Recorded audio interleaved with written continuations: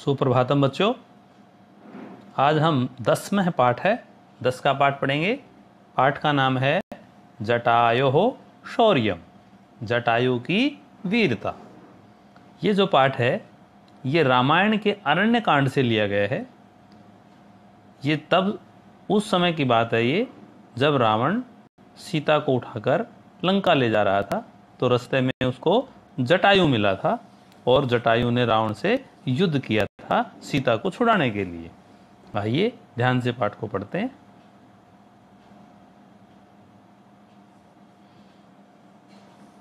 सा तदा करुणावाचो विलपन्ति सुदुःखिता वनस्पतिगतं गृध्रं ददर्शायत लोचना। पहले हम इसका अन्वय लगाएंगे। तदा सुदुःखिता करुणावाच विलपन्ति आयत लोचना सा वनस्पतिगतं गृध्रं ददर्श। अब हम इसका पहले प्रसंग लिखेंगे। प्रसंग में हम क्या लिखेंगे? प्रस्तुत श्लोक हमारी संस्कृत की पाठ्य पुस्तक से मुसी भाग 1 में संकलित पाठ। कौन सा पाठ है? जटायोः शौर्यम से उद्धृत किया गया है। इस पाठ का संकलन आदि कवि महर्षि वाल्मीकि द्वारा लिखित रामायण के अरण्य कांड से किया गया है। इसके बाद आगे लिखेंगे, इस श्लोक में बताया गया है कि रावण के द्वारा अपहृत सीता ने गृधराज जटायु को देखा। ये इसमें बताया गया है। आइए अब हम इसका सरलार्थ करते हैं। तदा, तदा माने उस समय, सुदुःखिता अत्यंत दुखी, करुणावाच करुणाजनक बातें कहकर, विलपन्ति विलाप करती हुई, आयत लोचना, आयत माने बड़ी, बड़ी आंखों वाली, सा माने उसने, सा यहाँ पर सीता के लिए प्रयोग किया गया है। सा माने उसने अर्थात सीता ने, वनस्पतिगतम वृक्ष पर बैठे हुए, गृधम ददर्श गृधराज जटायु को देखा। अब इसका भावार्थ करेंगे। भाव क्या है? भाव यह है कि रावण सीता का अपहरण करके उन्हें आकाश मार्ग से लंका की ओर ले जा रहा था। अपहरण से दुखी सीता ने वृक्ष पर बैठे हुए पक्षीराज जटायु को देखा। ये इसका भावार्थ हो गया है। आगे चलिए श्लोक नंबर 2। जटायो पश्यमामार्य ह्रियमाणामनाथवत् अनेन राक्षसेन्द्रेण करुणं पापकर्मणा। उसी प्रकार पहले इसका अन्वय लगाएंगे। आर्य जटायो अनेन पापकर्मणा राक्षसेन्द्रेण अनाथवत् ह्रियमाणां करुणं मां पश्य। उसी प्रकार प्रसंग लिखेंगे। प्रसंग सबके एक जैसे होते हैं। प्रस्तुत श्लोक हमारी संस्कृत की पाठ्य पुस्तक सेमुसी भाग 1 में संकलित पाठ जटायो शौर्यम से उद्धृत है। इस पाठ का संकलन आदि कवि महर्षि वाल्मीकि द्वारा रचित रामायण के अरण्य कांड से किया गया है। ये सभी श्लोकों में ये तो आएगा ही आएगा। उसके साथ में नीचे लिखेंगे, इस श्लोक में बताया गया है कि जटायु को देखकर सीता करुण क्रंदन करते हुए कहती है कि, और की कह के हम यहाँ पे डैश लगा के छोड़ देंगे इसका मतलब अभी हमारी बात पूरी नहीं हुई है। आइए अब हम इसका सरलार्थ करते हैं। आर्य जटायो, हे जटायु, अनेन पाप कर्मणा, अनेन पाप कर्मणा, यह नीच कर्म करने वाला, राक्षस इंद्रेण, राक्षस राज रावण, अनाथवत, अनाथ की भांति, ह्रियमाणम, निर्दयता पूर्वक हर कर, करुणम, दुखी या करुणा करती हुई, माम, माम माने मुझे, पश्य देखो। हे जटायु, ये नीच कर्म करने वाला रावण अनाथ की भांति दुखी मुझे निर्दयता पूर्वक ले जा रहा है, आप मुझे देखो। तो भाव क्या रहेगा इसका? भाव यह है कि रावण जो है वो अनाथ की भांति सीता का अपहरण करके ले जा रहा था। तो सीता जटायु से कह रही है कि हे जटायु, आप जो है मेरी सूचना मेरे स्वामी को दे देना कि रावण मुझे अपहरण करके ले गया। आगे चलिए, श्लोक नंबर 3। तम शब्दम अवशुप्तस्तु जटायुरथ शुश्रवे,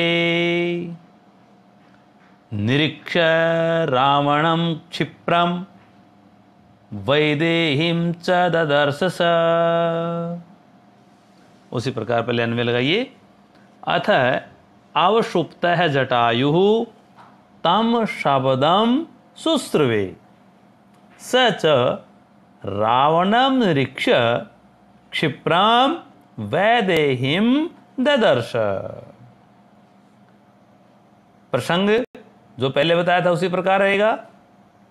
उसके बाद इसमें हम लिखेंगे, इस श्लोक में बताया गया है कि विलाप करती हुई सीता के रोने की आवाज सुनकर सोया हुआ जटायु जाग गया। अब इसका सरलार्थ करेंगे हम। अथ माने इसके बाद, अवशुप्त जटायु, सोए हुए जटायु ने, तम शब्दम शुश्रवे, उस शब्द को सुना। कौन सा शब्द? जो सीता उसे पुकार रही थी, उस शब्द को सुना। सच रावणम निरीक्ष्य, और रावण को अच्छी प्रकार देखकर,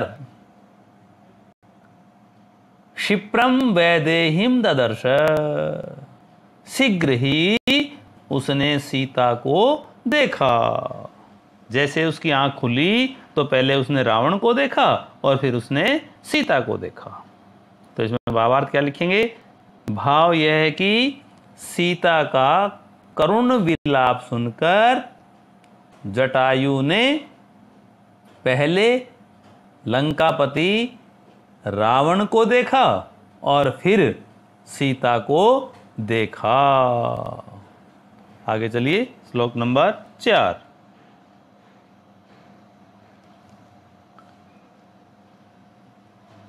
ततः पर्वत श्रृंगाभस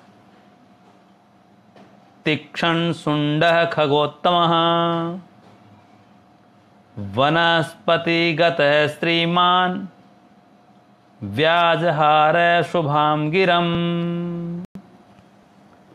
उसी प्रकार पहले इसका अन्वय लगाएंगे।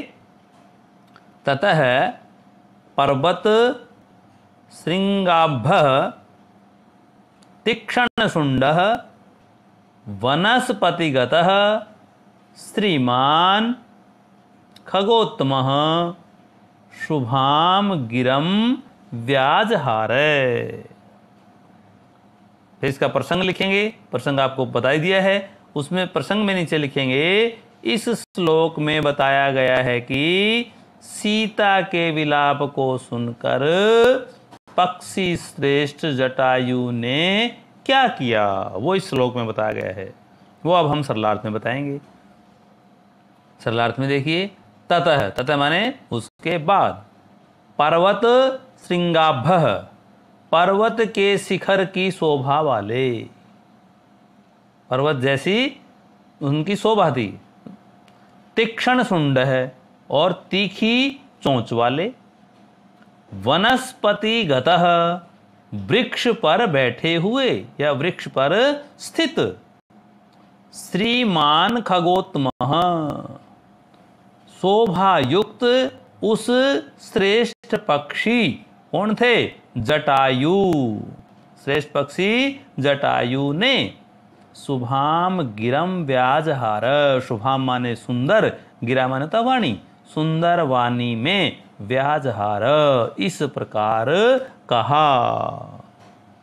भावार्थ में लिखेंगे, पक्षियों में श्रेष्ठ श्रीमान जटायु का शरीर कैसा था, पर्वत शिखर के समान ऊंचा था, और उनकी चोंच बहुत तीखी थी। वे पेड़ पर बैठे बैठे ही रावण को लक्ष्य करके बोले। अब वो क्या बोले, अगले श्लोक में देखिए, श्लोक नंबर 5। निवर्तय मतिम नीचाम परदाराभिमर्शनात्, न तत्समाचरे धीरो यत्परोऽस्य विगर्हयेत्। पहले इसका अन्वय लगाएंगे, परदाराभिमर्शनात् नीचाम मतिम निवर्तय, धीरे न तत्समाचरेत् यत् परः अस्य विगर्हयेत्। अब उसी प्रकार प्रसंग लिखेंगे, और प्रसंग में फिर हम लिखेंगे, इस श्लोक में बताया गया है कि पक्षी श्रेष्ठ जटायु ने रावण को क्या कहा। अब हम सरलार्थ करेंगे। परदाराभिमर्शनात्, उन्होंने कहा कि हे रावण, पराई स्त्री को स्पर्श करने से नीचाम मतिम, अपनी नीच बुद्धि को निवर्तय, हटा लो। पराई स्त्री को स्पर्श करने वाली जो तुम्हारी नीच बुद्धि है ना, उसको तुम हटा लो। धीरे न तत्समाचरेत्, बुद्धिमान को ऐसा आचरण नहीं करना चाहिए। यत परः अस्य विगर्हयेत्, यत परः, जिसकी अन्य लोग, विगर्हयेत् माने निंदा करें, जिसकी दूसरे लोग निंदा करें, ऐसा कार्य बुद्धिमान व्यक्ति को नहीं करना चाहिए। भावार्थ में हम लिखेंगे, हे रावण, पराई स्त्री के स्पर्श की जो नीच बुद्धि है आपकी, आप उस नीच बुद्धि को हटा लीजिए, उससे तुम अपने आप को दूर कर लीजिए, क्योंकि बुद्धिमान मनुष्य को वैसा करना शोभा नहीं देता, इसकी लोग निंदा करते हैं। श्लोक नंबर 6। वृदोहम त्वं युवाधन्वी सरथः कवची सरी, न चाप्यादाय कुशली वैदेहीं मे गमिष्यसि। उसी प्रकार अन्वय लगाएंगे। अहम वृद्धः त्वं धन्वी सरी कवची, सरथः युवा च अपि मे वैदेहीं आदाय कुशली न गमीष्यसि। प्रसंग उसी प्रकार लिख लेंगे। प्रसंग में नीचे लिखेंगे, इस श्लोक में बताया गया है कि जटायु रावण को सावधान करते हुए कहते हैं। अभी सरलार्थ क्या कहते हैं वो? अहम वृद्ध, कहते हैं हे रावण मैं तो वृद्ध हूं, बूढ़ा हूं। तुम धनवी, किंतु तुम क्या हो? धनवी, धनुष बाण धारण करने वाले हो। शरी, शरी होता है बाण, और कवची और कवच धारण करने वाले हो। रथ है, और कहाँ हो? रथ पर सवार हो। युवा, और कैसे हो तुम युवा भी हो। अपि, फिर भी वैदेहिम आदाय, फिर भी तुम सीता को लेकर कुशली ने गमी सैसी, कुशलता पूर्वक नहीं जा सकते। तुम युवा भी हो, धनुषधारी भी हो, रथ पर भी हो, फिर भी तुम सीता को कुशलता पूर्वक मेरे रहते नहीं ले जा सकते। भावार्थ में क्या लिखेंगे? जटायु रावण से कहते हैं कि मैं वृद्ध हो चुका हूं और तुम्हारे पास अस्त्र शस्त्र भी हैं, रथ भी है, और तुम जवान भी हो, फिर भी तुम मेरे यहाँ रहते हुए सीता को आसानी से नहीं ले जा सकते। आगे चलिए, श्लोक नंबर 7। तस्य तीक्ष्ण नखाभ्याम तो चरणाभ्याम महाबलः चकार बहुधा गात्रे व्रणान् पतक्षत्तमः। अन्वय लगाइए। पतक्षत्तमः महाबल तु तीक्ष्ण नखाभ्याम चरणाभ्याम तस्य गात्रे बहुधा वर्णान् चकार। अब हम इसका प्रसंग लिखेंगे, और प्रसंग में लिखेंगे इस श्लोक में बताया गया है कि जटायु ने रावण पर किस प्रकार प्रहार किया। सरलार्थ में आइए। पतक्षत्तमः, पक्षियों में श्रेष्ठ, महाबल है और अत्यंत शक्तिशाली पक्षी। कौन? जटायु ने। तीक्ष्ण नखाभ्याम, अपने तेज नाखूनों, चरणाभ्याम और दोनों पैरों से, तस्य गात्रे, उसके शरीर पर, किसके? रावण के शरीर पर, बहुधा, बहुत प्रकार से, अनेक प्रकार से, वर्णान् चकार, घाव कर दिए। भाव क्या है? भाव यह है कि पक्षी श्रेष्ठ जटायु ने अपने नाखूनों से और अपने पंखों से रावण को घायल कर दिया। आगे चलिए, श्लोक नंबर 8।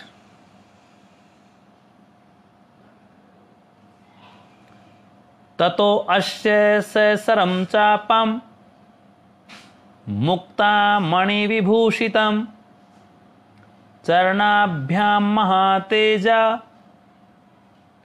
बभंजास्य महद्धनुः। पहले इसका अन्वय लगाइए। ततः महातेजा मुक्ता मणि विभूषितम अस्य सहस्रम चापम महत धनुः चरणाभ्याम बभंज। तो उसी प्रकार पहले हम इसका प्रसंग लिखेंगे, और प्रसंग में हम लिखेंगे इस श्लोक में जटायु की वीरता का वर्णन है। किस चीज का है? वीरता का है। क्या है? ध्यान से देखिए। ततः, ततः माने उसके बाद, महातेजा, महातेजा माने महान तपस्वी, मुक्तामणि विभूषितम, मोतियों और मणियों से विभूषित, अस्य सहस्रम चापाम, उसके बाण सहित धनुष को, बाण सहित धनुष को, कैसा धनुष? महद धनु, जो महान धनुष था, विशाल बहुत बड़ा धनुष था, उसको चरणाभ्याम बभंज, दोनों पैरों से मारकर तोड़ दिया। तो भाव क्या है इसका कि मोती और मणियों से सुशोभित जो रावण का विशाल धनुष था, उसको जटायु ने अपने पैरों से प्रहार करके तोड़ दिया। इससे हमें क्या पता चलता है कि जटायु बहुत पराक्रमी था। चलिए आगे चलिए, श्लोक नंबर 9।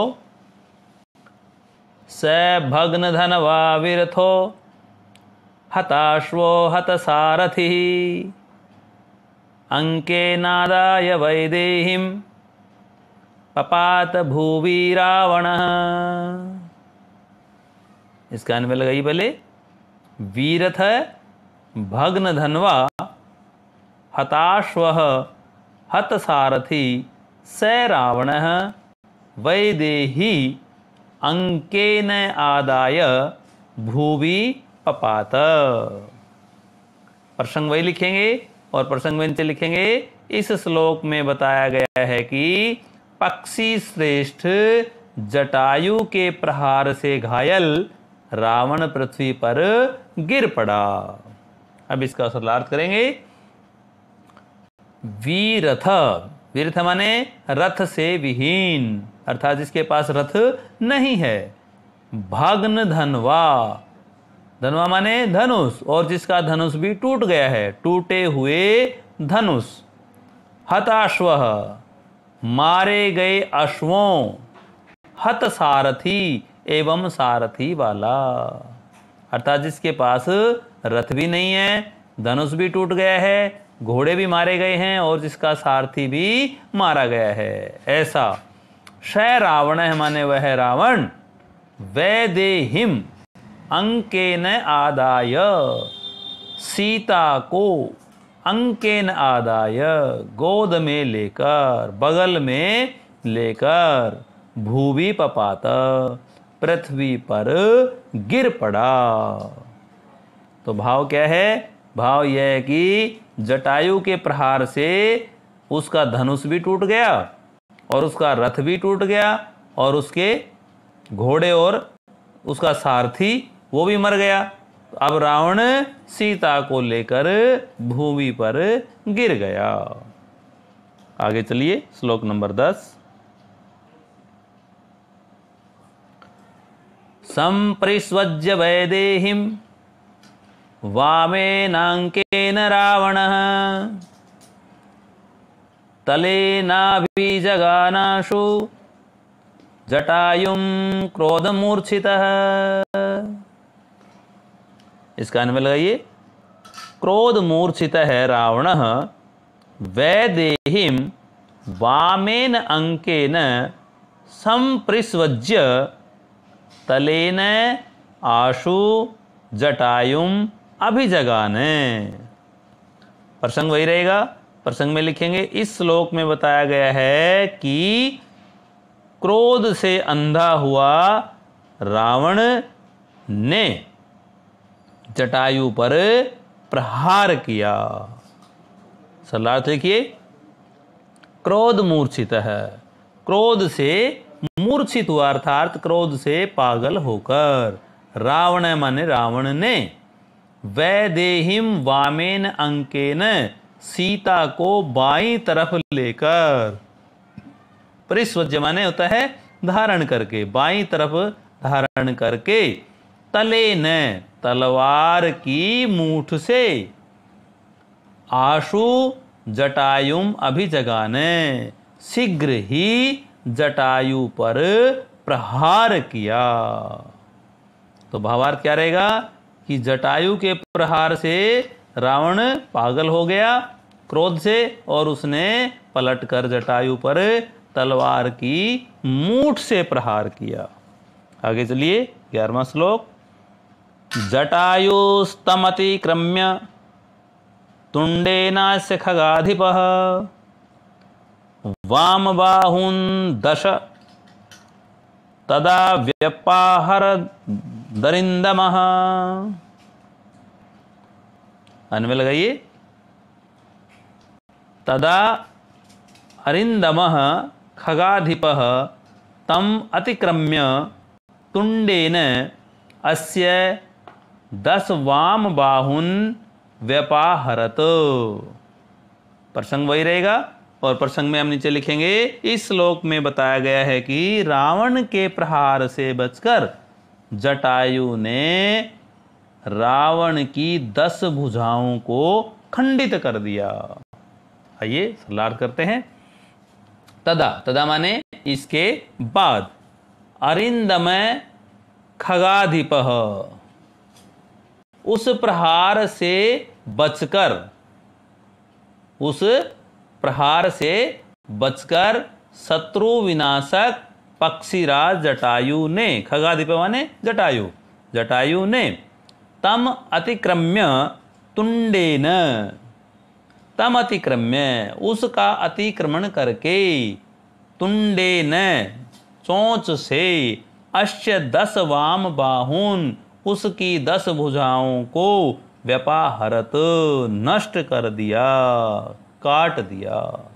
आगे चलिए इसका भावार्थ लिखिए। क्रोध से अंधा बना हुआ रावण ने जब अपनी तलवार की मूठ से जटायु पर प्रहार किया तो जटायु ने अपने आप को उससे बचाया और अपनी चोंच मारकर उसकी 10 भुजाओं को छिन्न भिन्न कर दिया। इस प्रकार पाठ को ध्यान से पढ़ते हुए आपको ये पाठ कॉपी में लिख लेना है। अभी इसके एक बार शब्दार्थ देख लीजिए, क्योंकि शब्दार्थ याद होने से पाठ याद करने में आसानी रहती है।